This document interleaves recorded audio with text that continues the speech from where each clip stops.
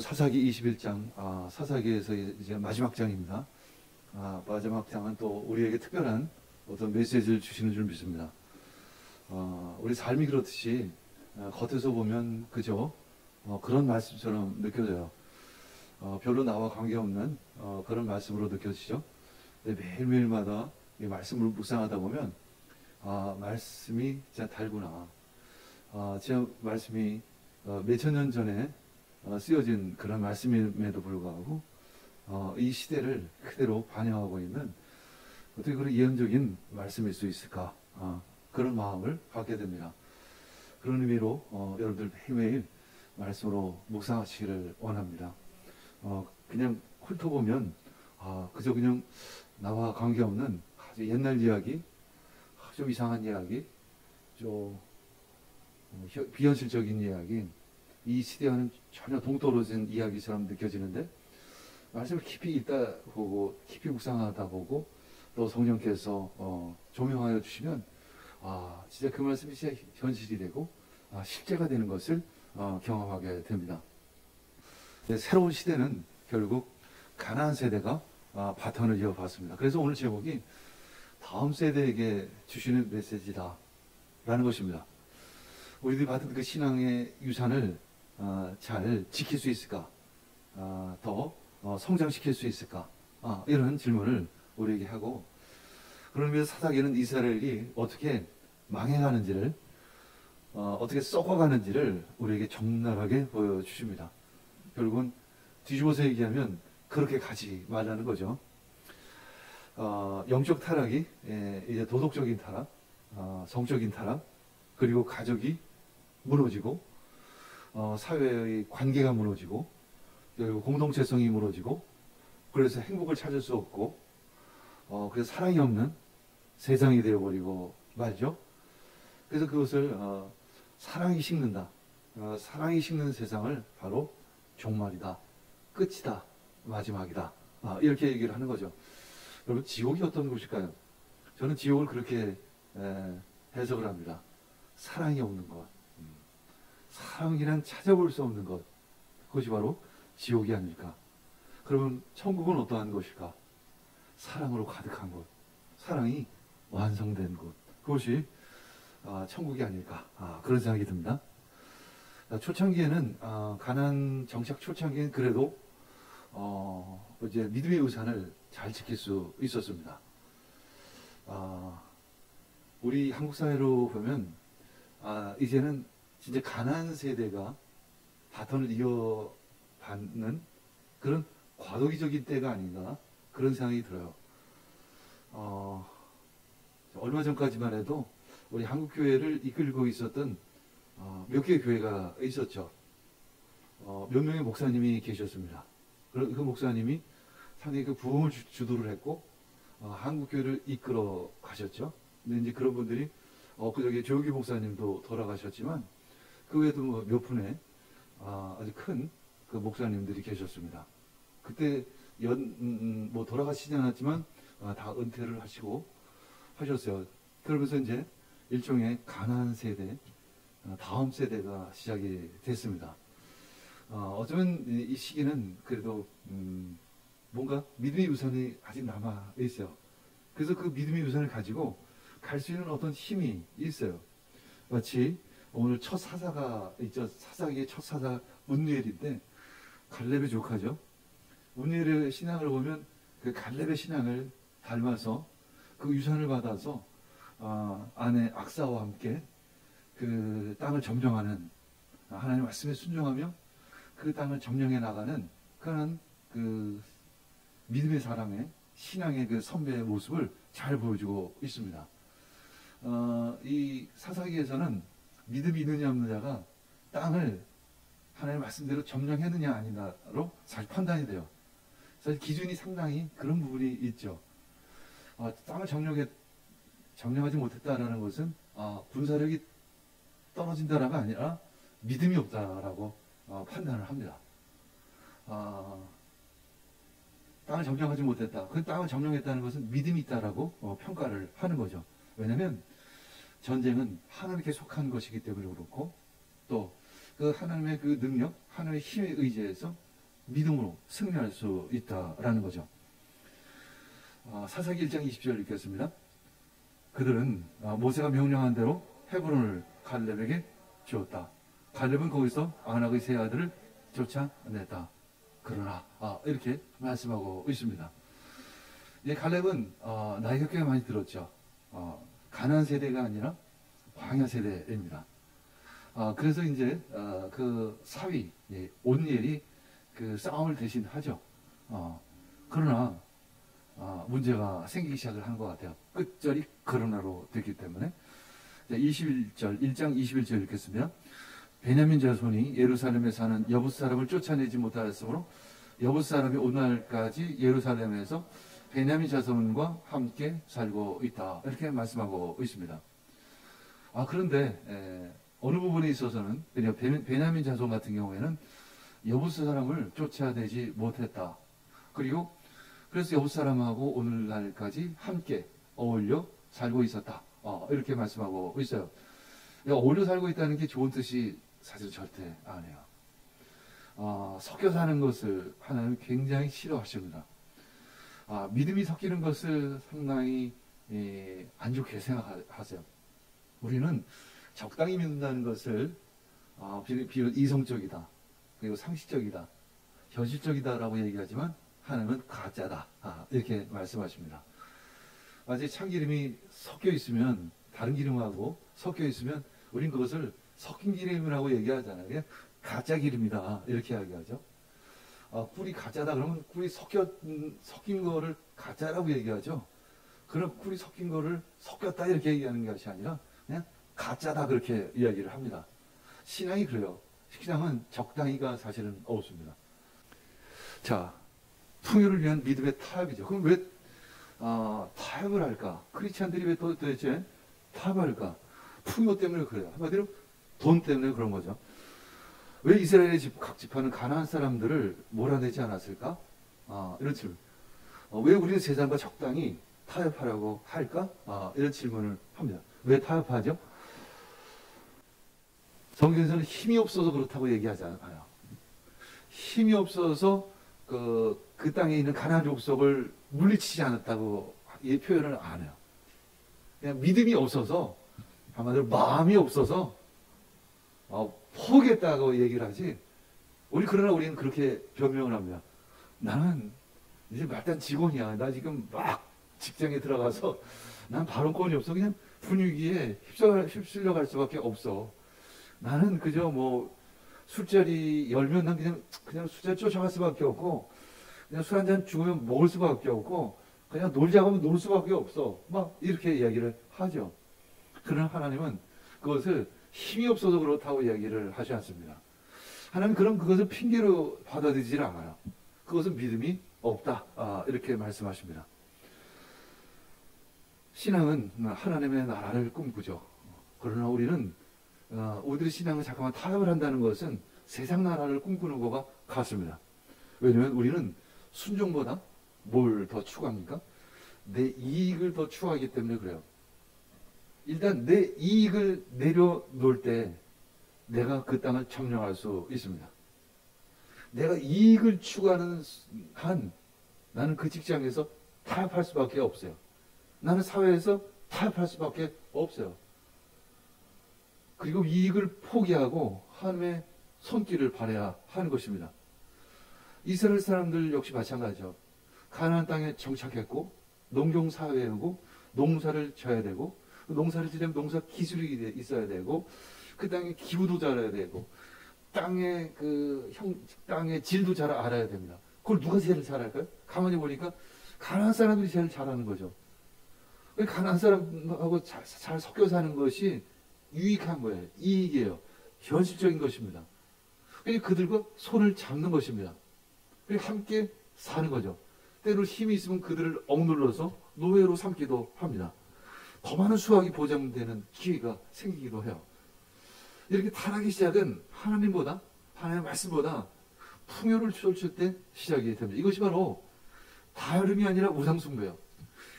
이제 그렇게 하면 그 다음은 우상숭배를 넘어가는 거예요. 그냥 순서예요. 여기서 부산을 가려면 부산에서 천안에서 대전, 부산을 가면 천황과 대제는 당연히 거치는 것입니다. 풍요를 추구하면 당연히 우상숭배로 가게끔 되어져 있어요. 성적인 타락으로 빠지게끔 되어 있고, 도덕적인 타락으로 빠지게 되어 있고, 관계가 어려울 수밖에 없고, 사랑은 식을 수밖에 없는 것입니다. 결국 가난한 세대는 하나님을 잊습니다. 점점 잊어버려요. 온니엘이나 악사만 해도 믿음이 있었어요. 그냥 언제나 하나님이었어요. 아침에도 교회에 와서 기도하고 저녁 때도 기도합니다. 우리가 영적인 타락의 시작은 뭐냐면 바로 기도하지 않는 것입니다. 기도하지 않으면 어떻게 되죠? 기도가 또 재미없어져요. 기도가 재미없어지니까 더 기도를 못해요. 이 기도를 못하니까 더 기도가 재미없어요. 이게 그냥 끝이 없어요. 그냥 끝이 없이 이렇게 내려가는 것입니다. 거꾸로 예배도 마찬가지예요.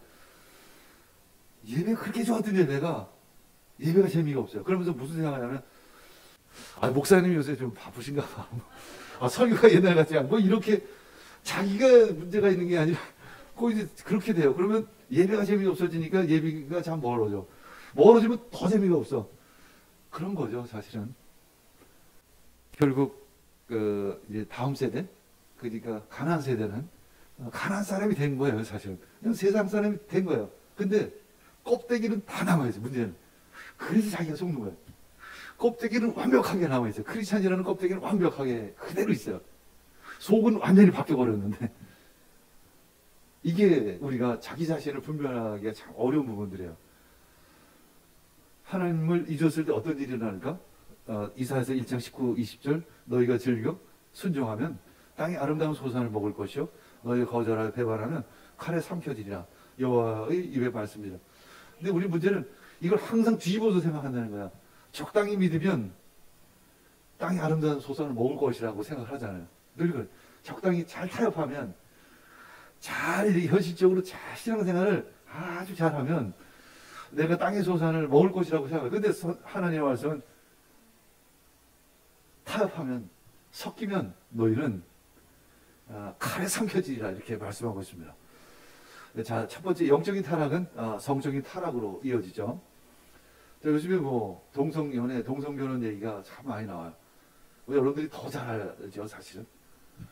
도대체 왜 이런 얘기가 나올까? 난 아무리 생각해도 좀 이해가 안 가요. 왜 이렇게 잘 사는 나라는 유난스럽게 더 이런 이야기들이 더 많이 나올까? 도대체 뭘까? 이런 얘기가. 근데 이제 결국 그 사사기에도 보면 성적인 타락이 일어나죠. 이 성적인 타락이라는 것은 어떤 의미가 또 담겨 있냐면 가정이 붕괴된다는 이야기가 있어요.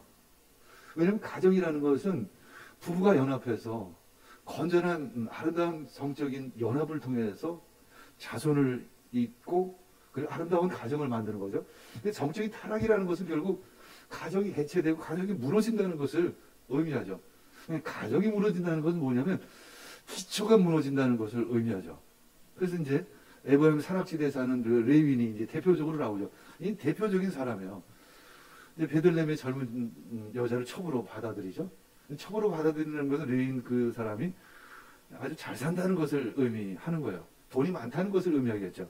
근데 또 하루 더 그 첩이 불륜을 저지르죠. 바람을 핍니다. 그리고는 자신의 본가로 돌아가요. 넉 달이 지났어요. 그래서 이 레위인이 이제 좀 심심했나 봐. 레위가 바로 찾아가지도 않고 넉 달이나 지나서 뭔가 섭섭했는지 뭔가 심심했는지 뭔가 채워지지 않는 것이 있는지 이제 그제서 이제 장인어른의 집에 가서 첩을 데리고 오려고 갑니다. 근데 이제 그 장인어른이 극진히 대접을 하죠. 이 장인어른도 딸을 야단치거나 그런 게 아니라 사이에 비위를 맞추고자 아주 애를 써요. 하루만 더 묵고 가세. 사이. 그래도 이날 되면 그냥 하루만 더 묵고 가세. 오래간만에 멀리 왔는데 나하고 함께 즐기세 하면서 그냥 상다리가 부러지도록 잔치상을 차려놓고 먹고 마시고 즐깁니다. 그리고 위로하고 왜 그럴까? 이렇게 질문해요. 왜 그렇게 그래서 닷새씩이나 닷새라는 것은 엄청나죠. 사실은 엄청나게 긴 시간을 의미하는 거예요. 사실은 그냥 3일이라고 했다면 진짜 충분히 많이 했구나라고 얘기하자면 5일이라는 것은 벌써 넘쳤다는 것을 이야기하죠. 이 숫자가 성경에서는 굉장히 중요하잖아요. 그래 왜 그렇게 극진이 그냥 넘치도록 과하게 환대를 했을까? 그것은 아마 레위인 그 사람이 부자였기 때문에, 그리고 딸을 첩으로 줬다는 것은 그건 뭔가 대가를 바랬던 거겠죠. 뭔가 돈을 바랬겠죠. 뭐 그 위에도 가끔 그 레위인이 장인어른에게 돈을 이렇게 후원했을 수도 있겠죠. 등등 여러 가지 생각을 할 수가 있어요. 어쨌거나 이제 환대를 이렇게 많이 받은 후에 다섯째 날은 이제 진짜 집을 가야 될 것 같아서 오후 늦게 레위는 집에서 장인어른 집에서 출발을 하죠. 가다가 이제 종이 말합니다. 좀 여기 마을이 있는데 좀 여기서 유숙하고 갑시다. 그랬더니 이 레위인 주인이 말하죠. 그건 안 된다. 여기는 이방인 동네라서 여기서 어떻게 내가 그래도 레위인인데 이방인 집에서 유숙할 수 있겠느냐. 이 얘기는 뭐냐면 그래서 껍데기 남았다는 거예요. 이건 껍데기지 본질이 아니에요, 사실은. 우리에게도 그런 것들이 있을 수 있어요. 속은 다 비었는데 껍데기만 남아있는 크리스찬이 많죠. 그리고 이제 밤늦게 동족이 사는 이제 기후에 도착을 하지만 그를 맞아주는 사람 아무도 없었습니다. 아마도 정이 메말라 버린 거예요. 옛날 광야는 진짜 먹을 것이 없었습니다. 그래도 그땐 정이 있어서 나누는 것도 있었어요. 마치 옛날에 저도 한 3, 40년, 40, 50년 전에 부암동에 살 때만 해도 옆집하고 떡도 나누고 뭐 무슨 잔치가 있으면 음식도 좀 나누기도 했었어요. 그때도 물론 많이 이렇게 이웃 간의 관계가 허물어졌던 때이지만 그래도 좀 남아 있었어요. 근데 지금은 아마도 거의 그런 모습을 볼 수가 없죠. 물론 가끔 특별히 아주 가깝게 지내는 이웃도 있긴 있겠지만 거의 대부분 점점 그런 이웃 간의 정이 없어지는 거죠. 더군다나 이 당시에는 그 나그네를 대접하는 것은 굉장히 율법에도 나와 있고 중동 사회에서의 일종의 예의였죠. 그럼에도 불구하고 나그네가, 그러니까 동족이 밤을 헤매고 있는데 아무도 나오는 사람이 없었어요. 근데 한 노인이 이제 등장을 합니다. 가난한 노인이에요. 그 역시 다른 지역에 살다가 이 기브아에 이제 정착하기 위해서 온 일종의 이방인 비슷한 사람이죠. 그래서 그가 이제 레위인을 대접을 합니다. 우리가 당신의 먹고 잘 것을 다 대접하겠습니다. 우리 집에 오십시오. 노인이 왜 등장할까 이런 질문도 했어요. 그리고 그는 가난했고 그리고 그는 이방인 비슷한 사람이고 왜 그가 마치 사마리아 사람처럼 마치 그런 느낌이 들었어요. 그것은 어떤 상징적인 의미가 있죠. 이제 믿음의 유산이 아주 작게 남았다라는 것을 의미하죠. 그냥 옛 정이 그냥 조금 남았어요. 이제 그 사람마저 사라지면 그 땅에는 이제 신앙조차 없어질 것이고 과거에 있었던 그 이웃 간의 아름다운 사랑, 나눔 이제 다 사그러질 것이라는 이제 마지막 부스러기 같은 그 흔적이 있을 뿐이에요. 그 늙은 노인은 그것을 우리에게 보여주고 있는 것 같아요. 그래서 이제 이 레인 일행은 그 노인의 집에 가서 유숙을 하게 됩니다. 이제 씻고 얼굴도 이제 씻고 발도 닦고 이제 좀 잠자리에 누워서 잘만 하니까 이제 동네 불량배들이 몰려와서 소리치기 시작합니다. 그 나그네들 내어놓으라. 그 레위를 내어놓으라. 동성강간을 하겠다라는 것입니다. 노인은 이제 말리죠. 더 이상 망령된 일을 하지 마라. 도대체 그런 해괴한 짓을 어떻게 그런 해괴한 짓을 할 수 있겠느냐. 그러면 불량배가 얘기했겠죠. 너도 죽을래? 당신이 뭐야? 당신 뭐 이 동네 사람도 아닌데 왜 나와서 그래 죽고 싶지 않으면 그냥 내놔. 뭐 이런 식이었습니다. 그때 그 노인이 말하죠. 그럼 내 딸하고 레위인 첩을 줄 테니까 내 마음대로 해라. 그렇게 제안을 합니다. 근데 그 제안도 받아들이질 않아요. 그냥 레위인은 자기 첩을 그냥 문 밖으로 내밀어쳐 버립니다. 그랬더니 어떻게 해요? 그 동네 불량배가 그 첩을 밤새도록 융화를 합니다. 제가 요즘에 이제 가끔 뉴스를 보면 그냥 돌릴 때가 있죠.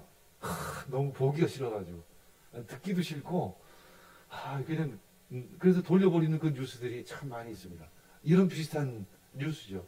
아주 해괴한, 아주 기막힌 입에 담을 수도 없는 진짜 보기도 싫은 그런 뉴스들이 너무나도 많이 나옵니다.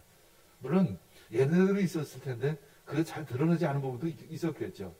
그러나 요즘에 더욱 정신적으로 어려워지니까 그런 일들이 더 많이 일어나고 있습니다. 근데 이제 레위인의 그 모습이 더 참 의아해요. 참 사람이라고 생각할 수 없을 정도죠. 자기가 자신의 처분이 이제 어떻게 되는지도 모르잖아요, 사실은. 근데 레위인은 그냥 아무 일이 없다는 듯이 집으로 출발을 하는 거예요. 성경에서는 그 자신의 첩을 좀 동네방네로 뭐 찾으려고 했다는 그 의도조차 없어요. 그냥 집으로 출발했다 이렇게 얘기해요. 문을 열고 집으로 출발했다 이렇게. 근데 이제 문을 딱 여니까 그 앞에 그 첩의 시신이 놓여 있는 거예요. 이런 거죠. 그래서 문을 탁 열고 확 나가려고 하는데 발에 뭐가 딱 걸려서 보니까 자기의 첩의 죽음이었던 거죠. 이게 발로 툭툭 칩니다. 일어나라고. 그랬더니 전혀 반응이 없어요. 이렇게 보니까 죽은 것 같아. 그러니까 그 시신을 나가기 싫고 집으로 돌아옵니다. 그리고 12동안이로 잘라서 각 지파에다가 보내죠. 첩 때문에 슬프다거나 첩 때문에 애통해하는 모습이 전혀 없어요. 그죠? 내가 당했으니까 원수 갚겠다라는 그 일념 하나밖에는 없는 거죠. 참 이렇게 타락하고 이 더러운 인간 세상을 이렇게 적나라하게 사사기는 고발하고 있어요. 어떻게 보면 우리 뉴스에서도 다루면 아주 좀 보기 흉한, 다룰 수 없는 정도의 그런 흉악한 내용이 이 사사기에 기록되어 있다는 거예요. 근데 성경은 그런 내용조차도 담고 있어요. 한마디로 모든 공동체성이 무너진 것을 이야기하고 있는 거예요. 이 이야기는 단순히 첩이 흉간을 당했다라는 정도가 아니라 만약에 가정이 무너지고 이 관계가 무너지고 도덕이 무너지고 성적인 타락은 말할 것도 없고 그냥 완전히 모든 것이 그냥 완전히 소멸되어진 것 같은 마치 창조 이전의 모습, 혼돈하고 공허하며 그냥 허무한 그런 시대 가운데 있는 거죠. 그냥 이제 그러면 악행을 저지른 기브와 그 불량배들을 어떻게 할 것인가. 이제 12지파의 그 장로들이 모였죠. 모여서 이제 의논합니다. 도대체 이들을 어떻게 할 것인가. 도대체 이 이스라엘에 이런 일이 도대체 있을 수 있을까? 이 천인공노할 일이 있을 수 있을까? 심판을 하자. 처벌을 하자. 그래서 일단 군대 40만 명을 모으죠. 전쟁을 이제 딱 준비를 해놓고 일단 먼저 베냐민 지파에게 이야기를 하자. 왜냐하면 그 당시에 기브아 족속이 베냐민 지파에 속해 있기 때문에. 근데 묘하게도 아까 본문 말씀 읽었죠. 베냐민 지파가 기브아를 온전히 점령하지 못했다. 그래서 함께 섞여 살았다라는 그 말씀이 아직도 여운이 남아 있어요. 그게 연장성산에 있다는 거예요. 점령하지 못했기 때문에 결국은 이렇게 됐다라는 것을 상징적으로 의미하고 있어요. 그래서 베냐민 지파에게 얘기하는 거예요. 그럼 너희들 불량배들을 내놓아라. 그들을 처단하겠다. 근데 이제 베냐민 지파는 자신의 동족을 보호한다는 명분으로 그 죄를 용인해 버리는 거죠. 그리고 전쟁을 이제 선포하고 이제 전쟁을 시작을 하는 것입니다. 그때 이제 11지파가 이제 전쟁을 시작하죠. 가장 먼저 질문해요. 어떻게 기도하냐면 아주 심플한 기도예요. 기도 같지 않은 기도예요. 하나님을 칠까요? 그러면 그래 유다 지파가 나가서 쳐라. 그러면 치겠습니다. 이런 정도의 기도예요. 아주 기도 같지 않은 기도를 합니다. 그런데 역시 패배를 하고 11지파가 패배를 하는 거예요. 베냐민 지파가 훨씬 약하죠. 그럼에도 불구하고 패배를 합니다. 그리고 또 나갈까요? 나가봐. 주기 그런 거예요. 나가봐. 또 나갔어요. 그래서 또 싸우고 쳐요. 왜 11지파는 두 번씩이나 졌을까? 마치 우리에게 하고 있는 얘기 같아요. 우리가 뉴스를 보면서 그런데 어떻게 저런 천인공노한 죄를 졌을까? 저들은 진짜 심판을 받아야 돼. 저들은 진짜 처벌을 받아야 돼. 근데 하나님은 11지파에게 이야기하는 거야. 너희들도 똑같아. 이런 얘기. 너희들도 똑같아. 그래 나는 사실은 너를 통해서 베냐민 지파를 심판하려고 한 거는 사실이지만 너희들도 사실 똑같아. 너희들이 먼저 회개해야 돼라고 말씀하는 것입니다. 그래서 결국 그래도 그들은 회개하죠. 사사기 20장 26절에서 28절 읽겠습니다. 그러자 온 이스라엘 자손은 베델로 올라가서 주님 앞에서 목나오렀다. 그들은 거기에 앉아서 날이 저물도록 금식하고 주님께 화목제와 번제를 드리고 주님께 여쭈었다. 그때는 하나님의 언약궤가 베델에 있었고 아론의 손자이며 엘라살의 아들인 비나스가 제사장으로 있는 때였다. 우리가 또다시 올라가서 우리의 동기 베냐민 자손과 싸우러 되겠습니다. 아니면 그만둬야 하겠습니까? 주님께서 말씀하셨다. 올라가거라. 내일은 틀림없이 내가 그들을 너희 손에 넘겨주겠다.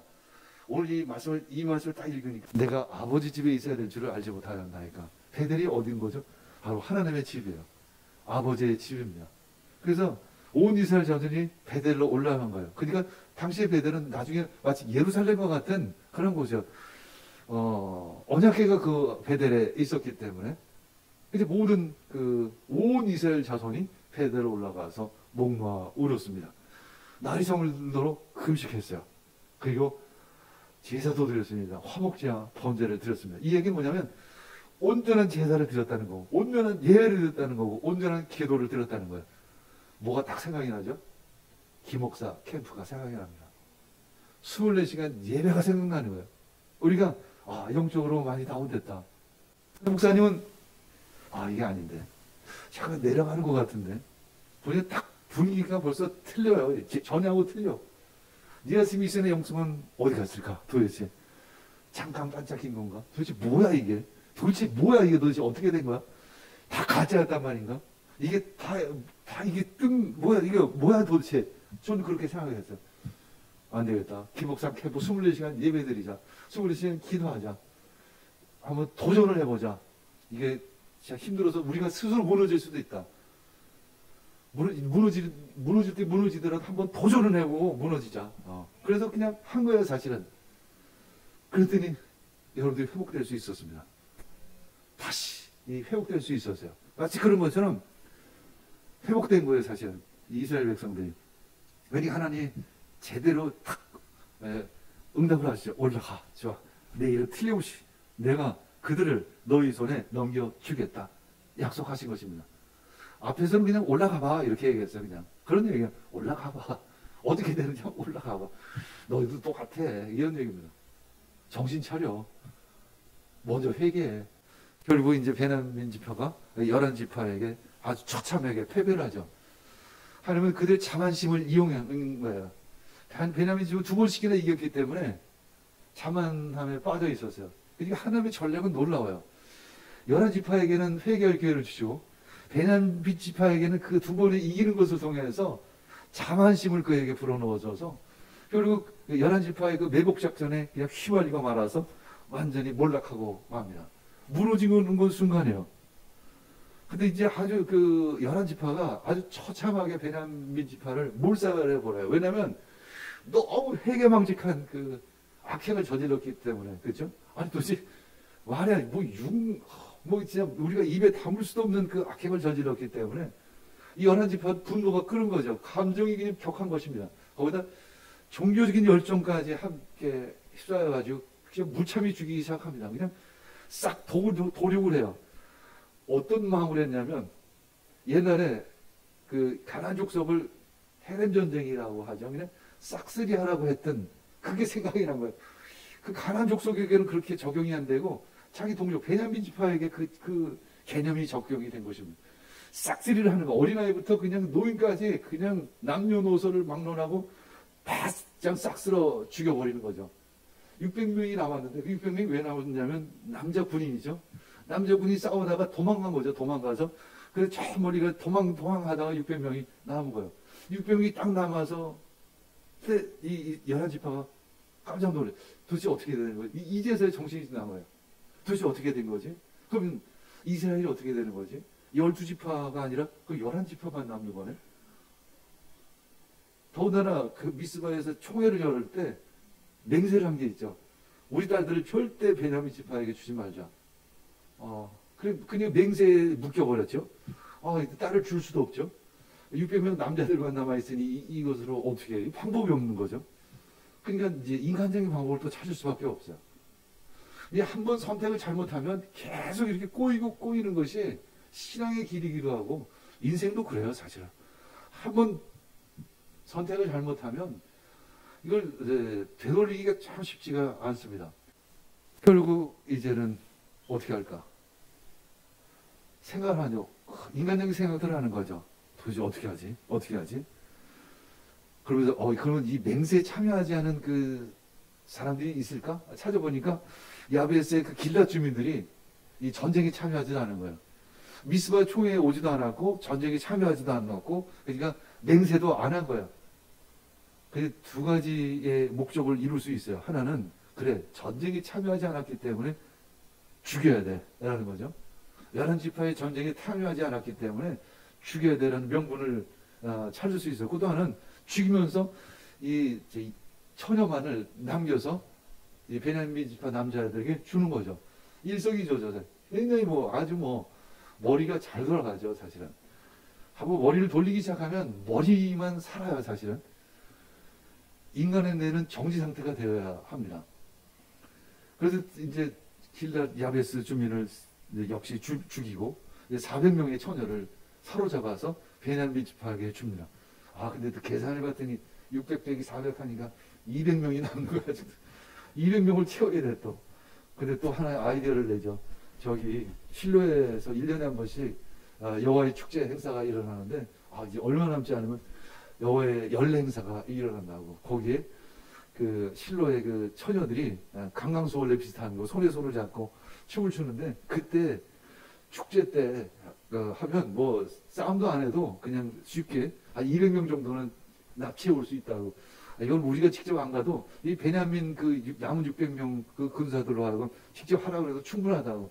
그래서 600명의 그 군사가 몰래 이제 숲을 숨어가지고 갔다가 그들이 이제 축제를 벌일 때 가서 200명을 잡아 오는 거죠. 이제 그런 식으로 문제를 해결하는 것입니다. 근데